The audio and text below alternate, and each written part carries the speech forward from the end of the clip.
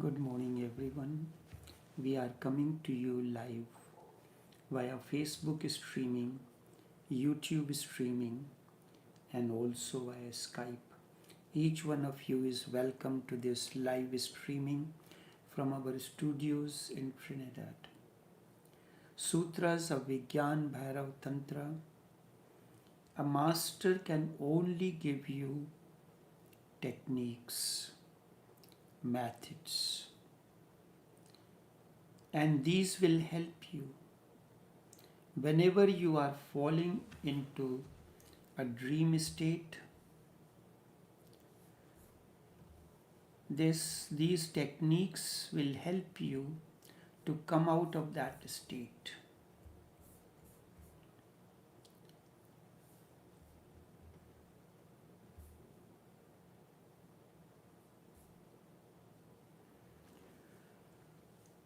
Even the dreams can be helpful.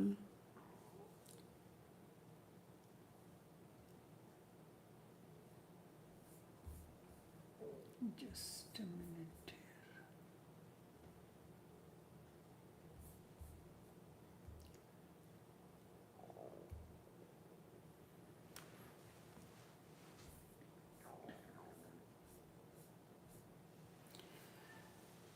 Then, once you have this technique, then whenever you are falling into a dream, this technique or method will not allow you to fall. Or whenever you have fallen into dream, suddenly you will be awakened. When this awakening becomes natural to you, there is no need for the master. When you have awakened, the master disappears, but you still feel gratitude for him because he has helped you. Think of it this way. Even in a dream, there is something which can help you to come out of it. You can try this just before falling into sleep.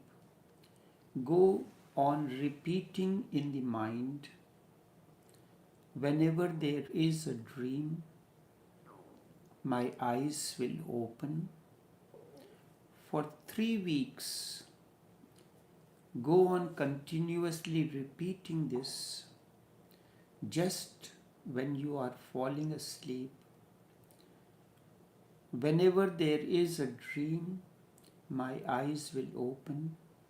Suddenly, I will be awakened and you will be awakened. Even from a dream, you can be awakened by using a certain method or technology.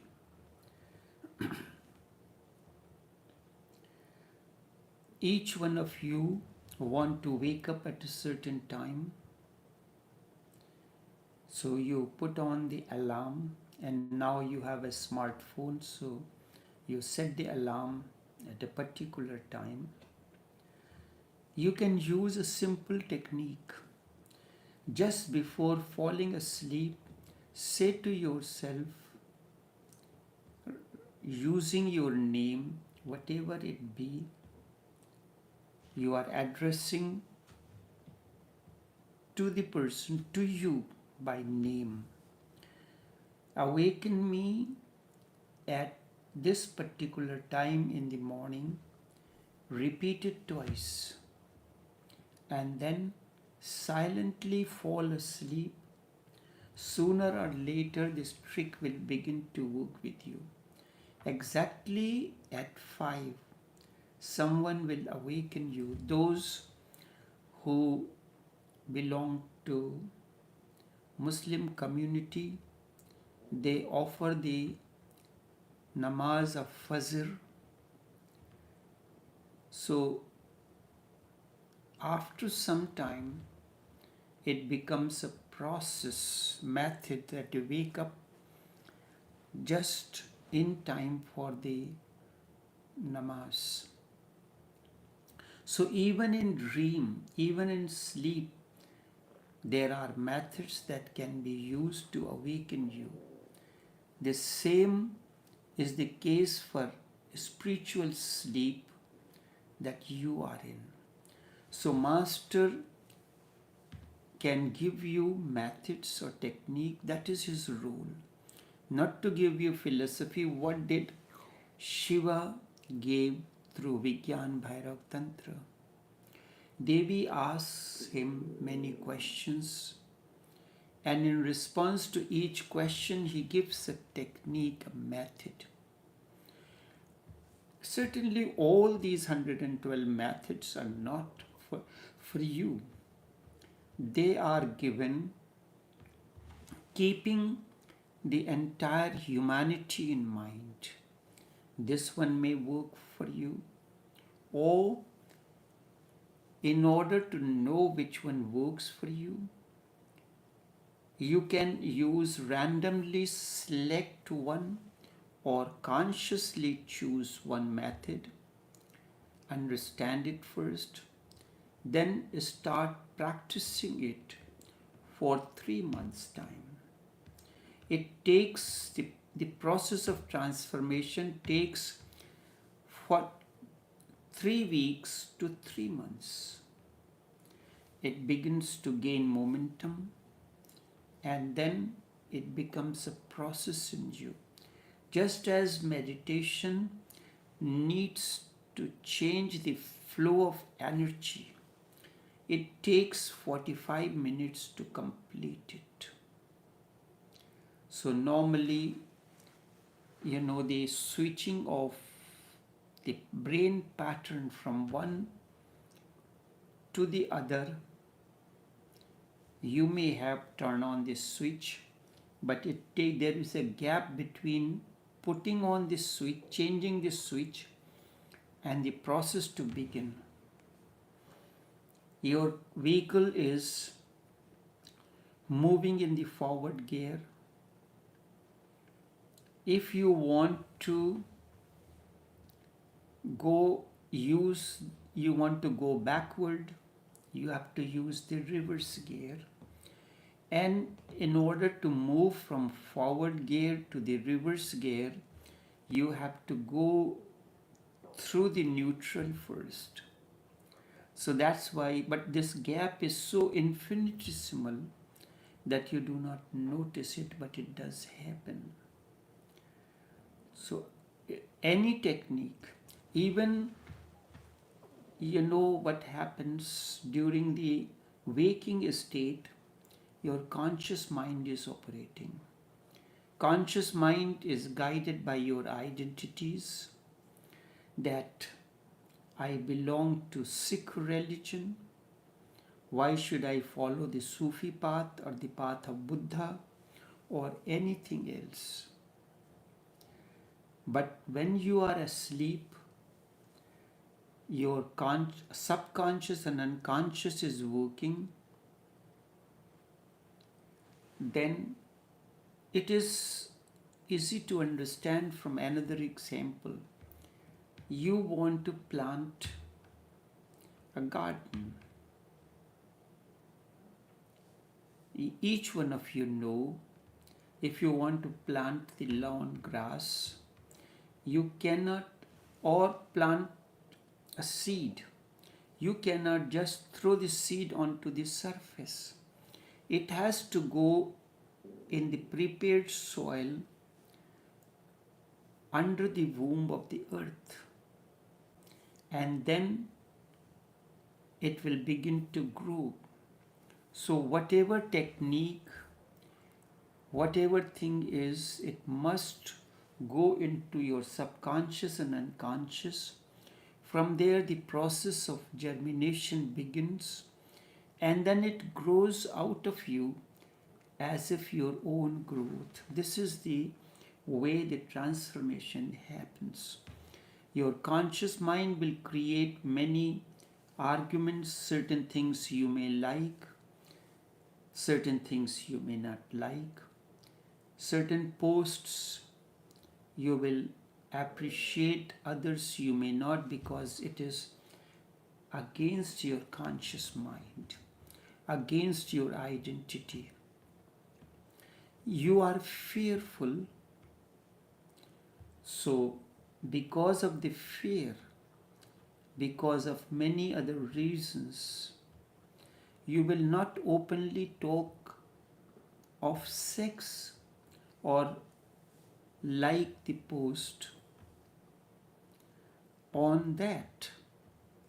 If you are watching a pornography, you will watch it hiding. You do not want to let anybody know. These are the identities, the false identities that create obstruction. But when you are asleep, then it is very easy. You are available to the energy field of the master. So what happens there with me, where these seekers are spread all over, they are in different time zones, it gives me a greater opportunity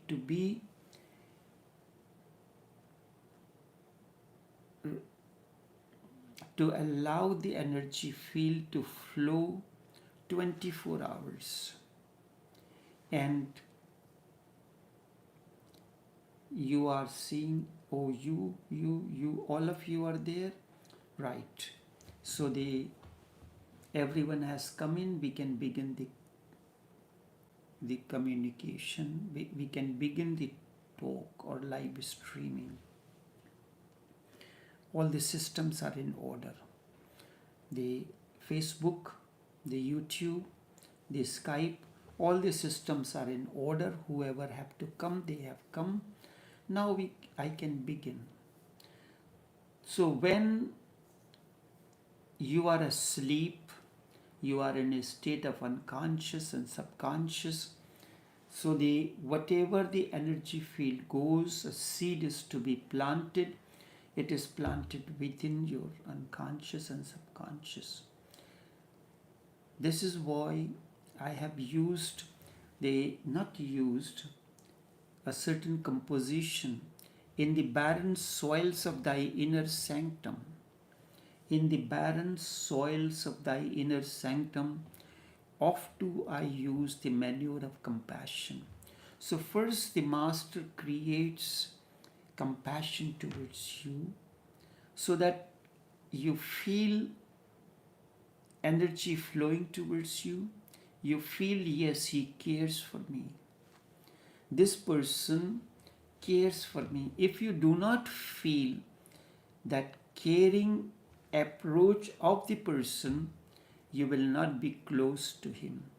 So the moment you feel the compassion, how does it happen? You ask for something, immediately a response comes in, either from within or from outward. So I make sure when I get the message from someone, I immediately respond to it, to create that bond that the person feels closeness towards you. And then you know that there is a problem. If arises, I can speak to him and half of my problems will be over. So in the barren soils of thy inner sanctum, oft do I use the manure of compassion. Then one day, seed of awakening I sow. Seed of awakening I sow in the subconscious and unconscious mind. Layers. With the rain of thy infinite bliss, that's the divine grace, the existential flow. With the rain of thy infinite bliss, the seed shall sprout one day. The seed shall sprout one day, and then the reckoning, the final day of judgment, means the day when it is ready to blossom, burst open with the rain of thy infinite bliss. The seed shall sprout one day, and then reckoning shall reap the fruit at the dawn of new awakening. Then you are at the threshold of new awakening, new understanding. There was a disciple of Buddha. His name was Sariputra. He was one of the most beautiful and greatest disciples of Buddha. He became enlightened in his own right. Everyone becomes enlightened in his own rights. There are many students who are studying in the university. Each graduates in his own way with the effort and obtains the degree. Someone graduates as a medicine expert. Next one graduates in civil engineering or electrical or IT sector or anything else. So each disciple chooses the discipline according to his own innerness.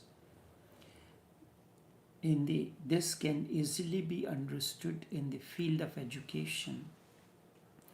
You want to graduate as a civil engineer.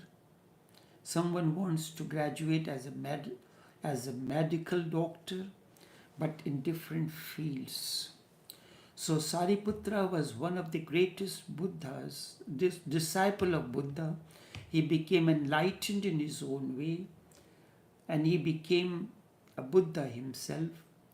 Then Buddha said to Sariputra, Sariputra, now you can go and move on. Now my presence is not needed for you. This conversation is very important. Now you can move on your own. You were needed to set the process of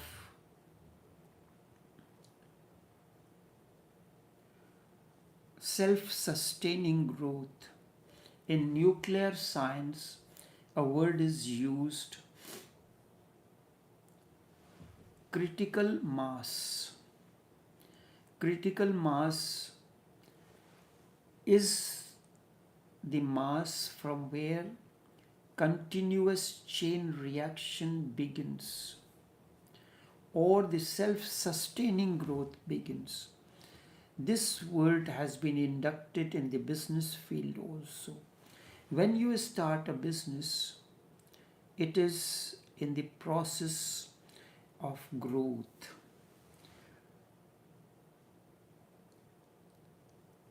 Then a point comes in, then the business becomes self-sustaining. This is known as critical mass. So in the same way, in a spiritual field, a disciple reaches to a point that is critical mass, where the growth becomes self-sustaining. When you ask a question, you do not have a doubt that I will not get the right answer that can transform me. So this is the aspect of self-sustaining growth. Process has begun.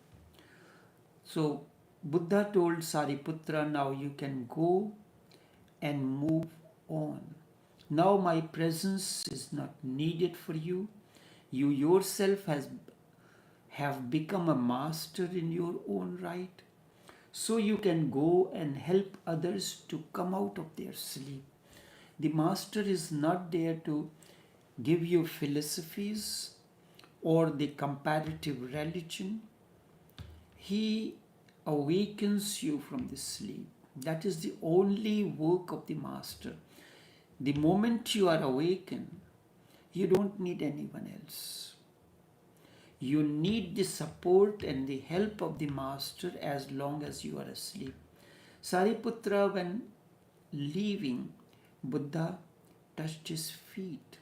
Someone asked Sariputra, you yourself have become enlightened, so why are you bowing down to Buddha or touching his feet? What Sariputra said is very important and it applies to each and every seeker. Sariputra said, now there is no need to touch his feet, but the situation could happen only because of him. Whatever happened to me has happened only because of Buddha. Now there is no need, but this could happen only because of him. Sariputra moved away, but wherever he was, in the morning he would bow down, prostrate himself in the direction where Buddha was. Buddha narrates an incident of one of his past lives when he was not enlightened. He went to meet a Buddha called Amitabh. So Amitabh was sitting down and surrounded by disciples as Buddha reached, Gautam, the Buddha, reached. When we talk about Buddha, we refer to Gautam, the Buddha. It has become synonym with Gautam. Although Buddha is a state of awakening, he bowed down to Amitabh,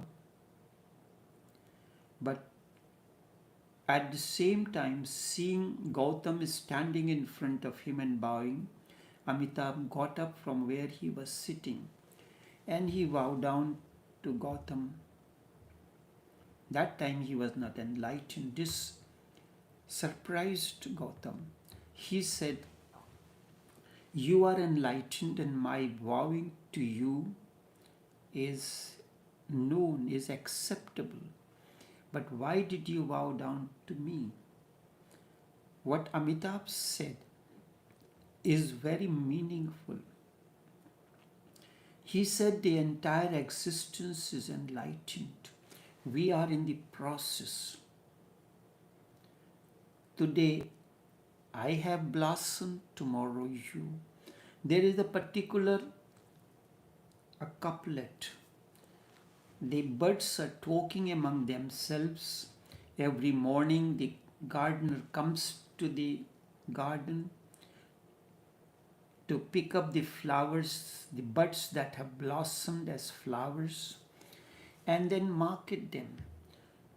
So it says, Mali avat dekh ke kaliyan kare pukar,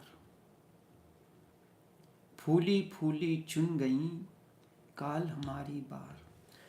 Seeing the gardener entering the garden, the birds started talking among themselves. Look, the gardener is coming. He will pick up those that have blossomed. Tomorrow may be my turn.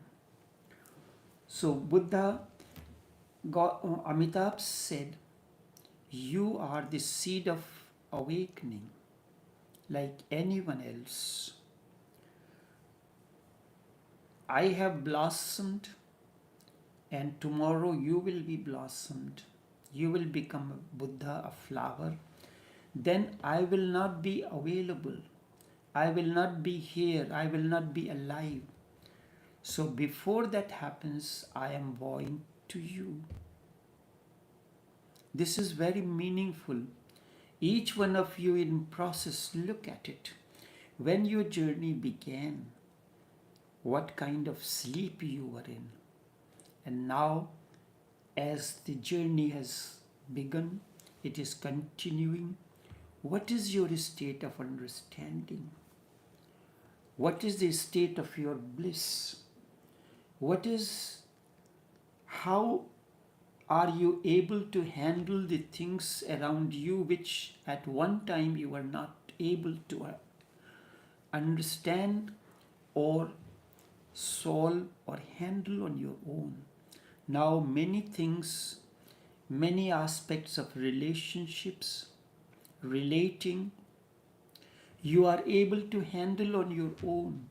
Simple things in life, what to eat, how to dress, I did not tell you, but it is the flower, the seed has been planted, the seed has germinated, it is growing. As it is growing, here a bud comes in, a leaf comes in, there a leaf comes in, all about the leaf comes in, then thorns appear, then the buds come in slowly and slowly. So all these starts happening when the seed of awakening begins to blossom into you. Your life around you begins to change. And that is why Amitabh bowed down to Gautam. So what Sariputra did, every morning he will prostrate himself. And then the day Gautam became enlightened, he bowed down in a particular direction. Although Amitabh has disappeared, but his consciousness is there. The gratitude that Gautam felt towards Amitabh was in him, and as an expression of that gratitude, he bowed down towards Amitabh. Every morning, Sariputra will prostrate himself, will bow down in particular direction where he thinks Buddha is, because all directions are filled with awakening, with Buddhahood. It's not that awakening is in east or west or south or north, everywhere. It is, the sky is all around, whether you look in the east or west or south or any other direction, northeast or southwest or any other direction, the breeze is there, the sun is there, the sky is there. The awakening is all around. So he will prostrate himself. Then in the evening again he will do the same thing, and everyone would ask, "What are you doing, Sariputra? To whom are you prostrating yourself?" Because Buddha was far away, miles away. This is the way to express the gratitude towards the Master. Because of you, I have become precious. My life has transformed. Out of this gratitude towards this blossoming of the seed, you are the cause for this to happen. Although you have allowed me to work in you, prepare your soil, sow the seed of awakening in you, but you feel gratitude, he would say, I am vowing to my Master who has disappeared. I am myself now the Master. Although a lot of change has taken place in you, you are still in the process. You can handle many things on your own. So, as an expression of gratitude, every morning, every evening, Sariputra used to bow himself in the direction of Buddha. I am myself now the Master, but it was not possible before him. He uses the word before him. Before I met, this was not possible, or without him. He did not say without. Without is inappropriate. Before me, or before meeting Gautam, it was not possible. So you met the existence of God in the form of Gautam. You met the existence by in a certain form that was body, mind, and intellect. So before him, this was not possible. If he had said without him, it would have been wrong.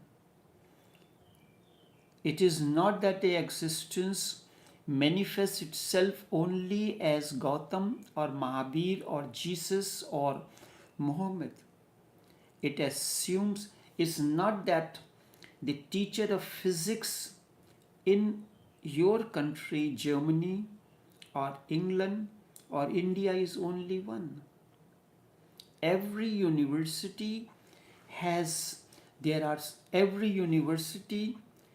a discipline, a department of medicine, where there is not one, several professors of anatomy, physiology, and different aspects of it.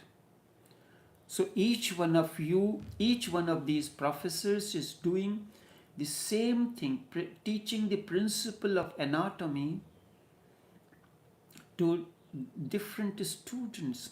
And not only this particular university has the professor of anatomy, instead all the universities in United Kingdom or Germany, they are having professors of anatomy and physiology. And all these are teaching the principles of anatomy and physiology which are same. So each master is teaching you the methods. His way of explanation may differ, but he is teaching the basic principles of transformation to each one of you. So it is erroneous to say because of Gautam I became enlightened. He says it was not possible before him. Means my meeting him was important. Before meeting him, I was asleep. After meeting him, with constant interaction with him, my sleep is slowly disappearing. I am coming into the light.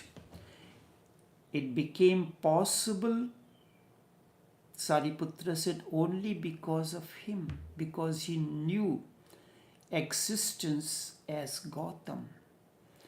The existence appeared before him as Gautam. The Professor X of anatomy appeared before you. So even when the master disappears,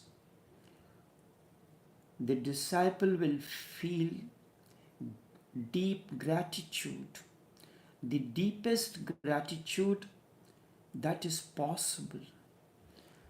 There is a need. There is a need while you are asleep for someone to disturb you. And if you allow someone to disturb you, that is surrender. If you say, okay, I allow you to disturb me. Ouspensky, one of the disciples, the most beautiful disciples of Gurdjieff, has dedicated his book to Gurdjieff, and under the picture it is written, constant disturber of my sleep. So Master is constant disturber of the sleep. Someone messaged me just now as I came to the office that I am sorry that I missed your broadcast, as I am in India visiting the place of Raman. what do I do? Should I say, oh, don't worry? But what I said is totally different. I said, wherever you are, be in the moment. Forget everything else. You are with Raman, not in the place of Raman. You are with Raman. What should matter for you is you and Raman. How you imbibe him into your consciousness is important. No one else should matter to you. Nothing else. No one else should matter to you at that moment. This is what means available to the moment. What did I do? I did not say anything which would please him, as normally done. That, oh, there is no need, don't worry about it, you can listen to it afterwards, or say something. No. He is there with the Master in his place.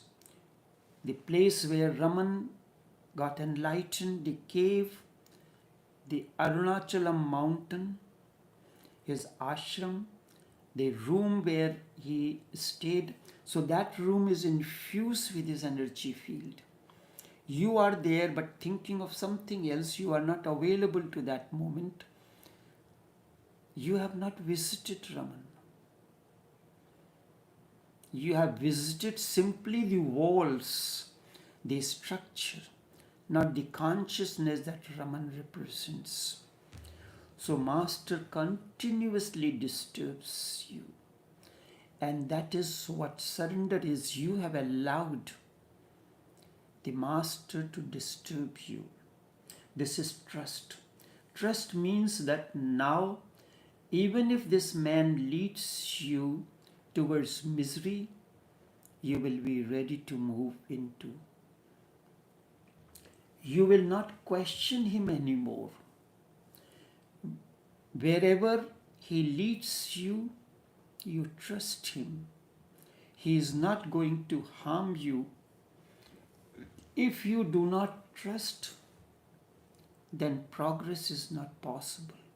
There are some certain people, some who had been with me or known me for a long time, but not much transformation has happened. There are those who just come now. Within a few months, much more transformation has happened because they have total trust, surrender, and available to the moment.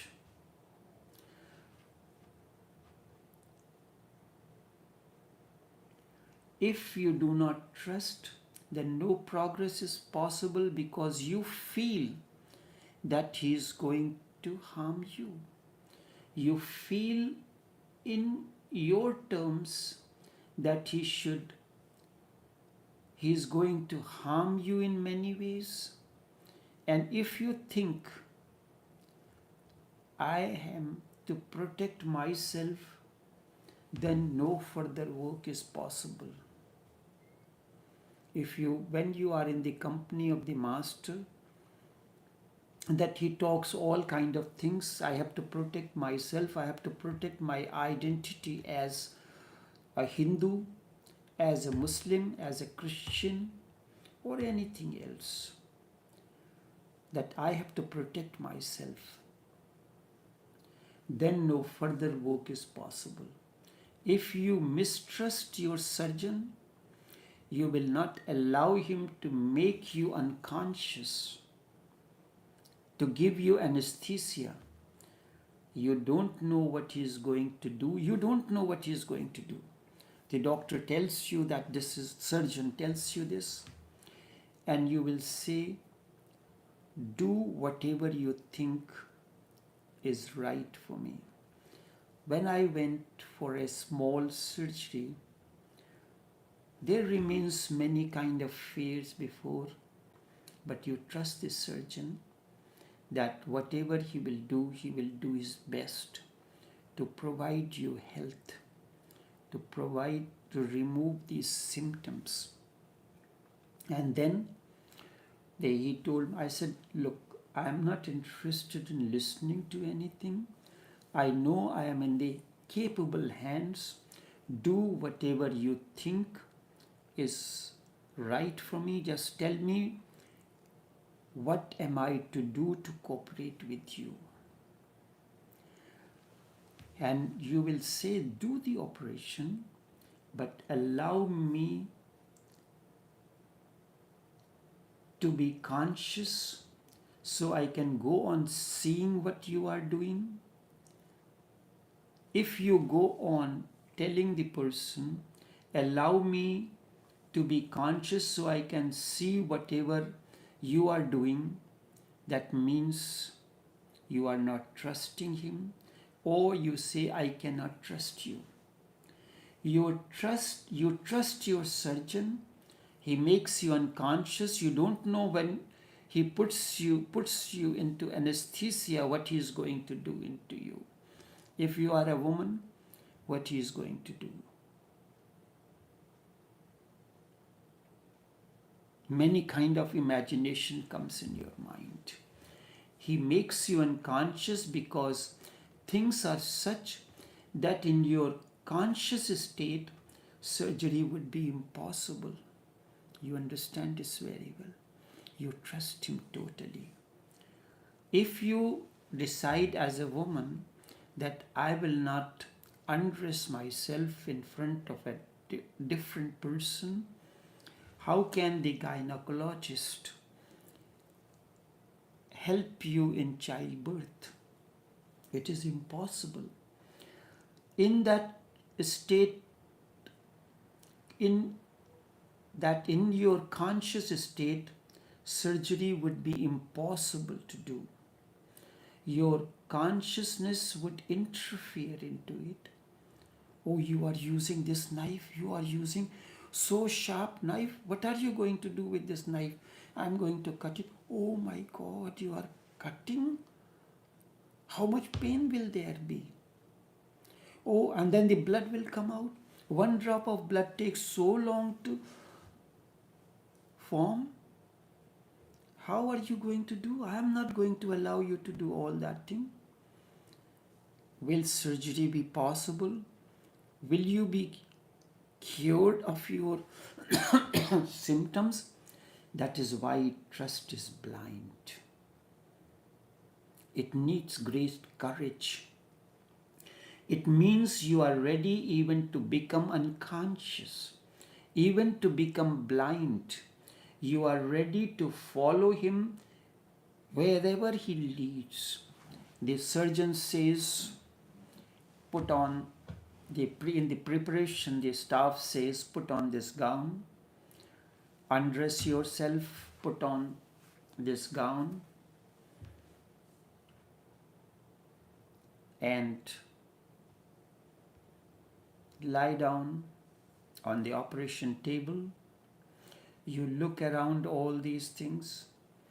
First he closes his, blindfolds you, then starts doing the remainder of the things that are needed as the preparation for the surgery. He starts giving you anesthesia. You may hear what is going on. The doctors talking among themselves, check the heartbeat, check the blood pressure. So blood pressure is connected. The heartbeat, to monitor the heartbeat, is connected. All the other equipments are connected to the person on the operation table. The entire operation theater is ready with the team of doctors, with one being in lead. The assistant doctor is operating, his focus is on the patient.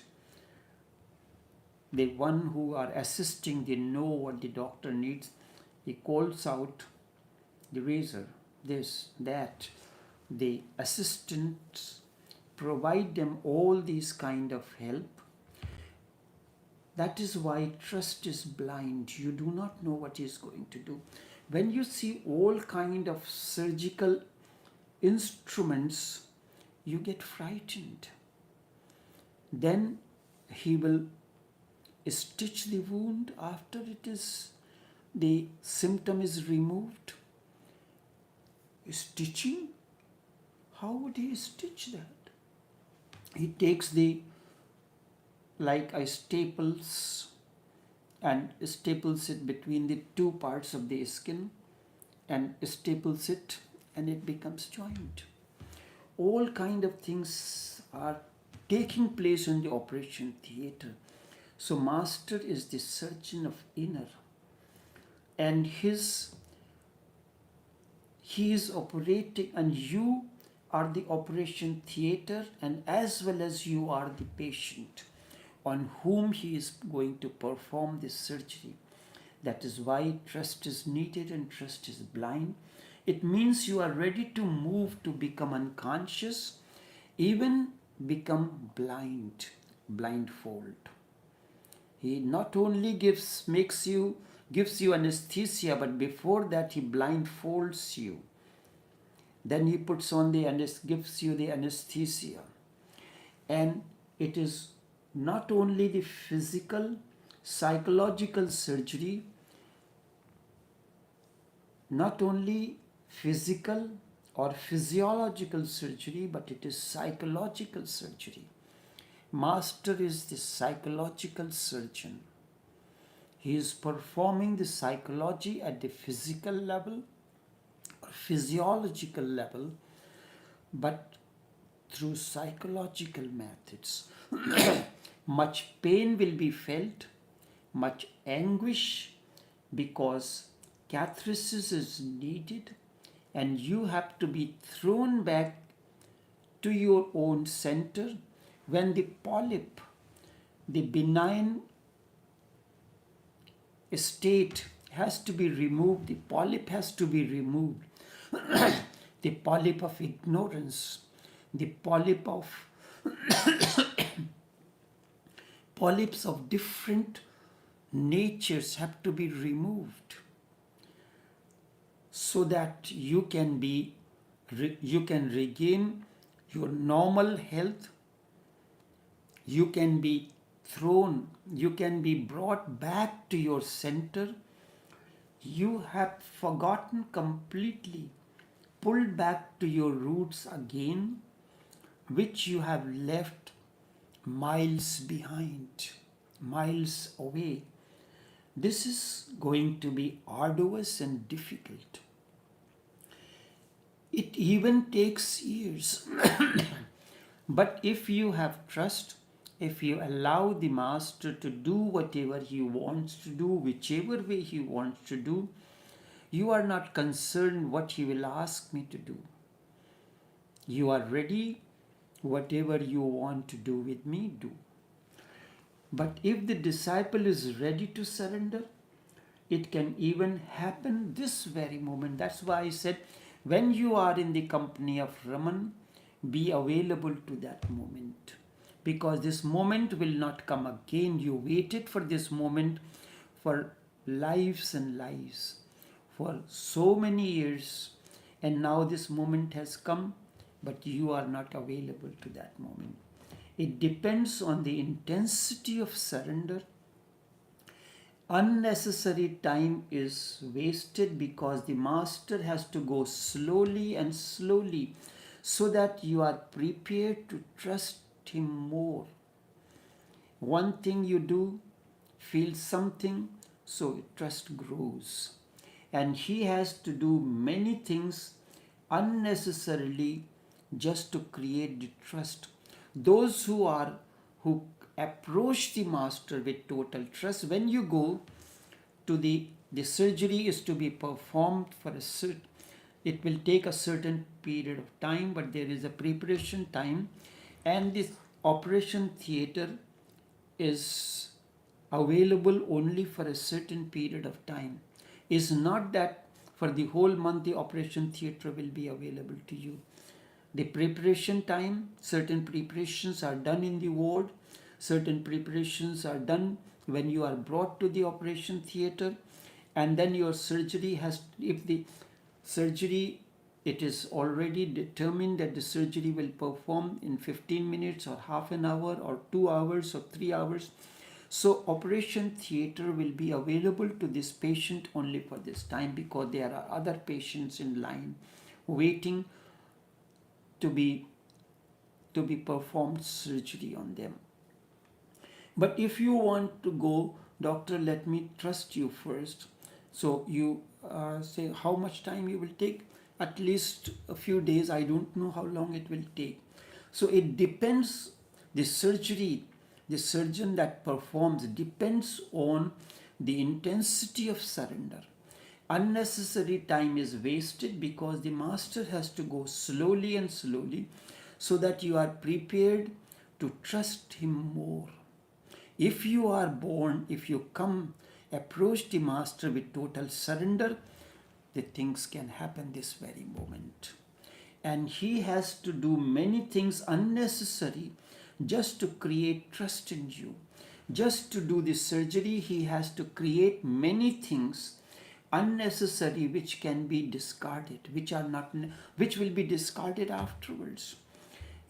No need to waste time and surgery on them, but they are needed just to create trust.